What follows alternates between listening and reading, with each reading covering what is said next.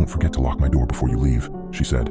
I stopped walking and turned back around toward her, confused. "What do you mean, don't forget to lock your door?" I asked. "Why would I need to lock your door? What if you have to go to the bathroom in the middle of the night?" She looked at me innocently and shrugged her shoulders again.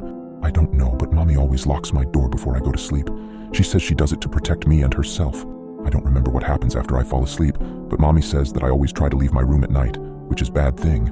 I looked at her dumbfounded. I didn't know what to say. What sort of parents would lock their child in their room at night?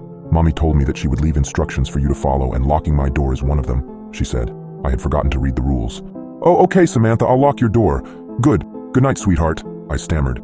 She gave me a big smile and rolled over in her bed.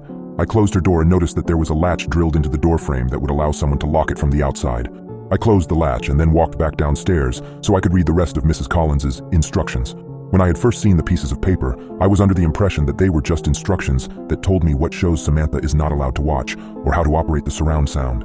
After I started reading them, though, I realized that I was wrong. I was completely and utterly wrong. I started reading "Hello, Annie. I'm so glad that you agreed to stay the night and babysit Samantha for us. She's such an angel, and I'm sure that the both of you will get along very well. I know that our house might seem old and scary, but don't worry because nothing bad will happen to you as long as you follow some simple instructions. Firstly, Samantha needs to be in bed in her room with the door locked before 8 p.m.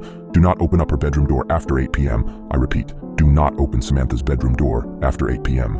She will try to convince you to open the door in many different ways. She will cry, scream, and threaten you until you give in, but do not listen to her. She can't hurt you as long as the door is closed."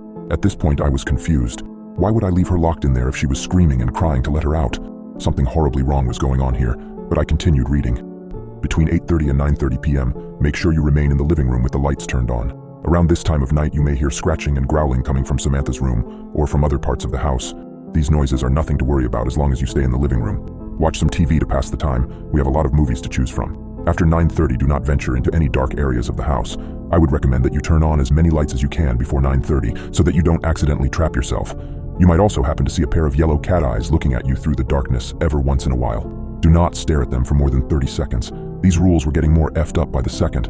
I started sweating, my body feeling glued to the floor as I read over the strict but extremely terrifying rules that were put in place.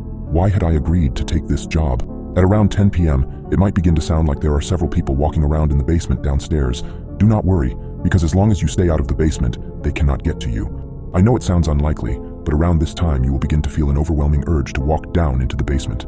If this happens, go into the kitchen and drink a cold glass of milk. This usually helps. The urge will most likely pass after about 10 minutes, but if the urge is still there after 10 minutes and you don't think that you will be able to stop yourself from walking into the basement, then call either me or Mr. Collins, and we'll tell you what to do. Now this next part is very important. You will be sleeping in our guest room upstairs for the night. Before you go to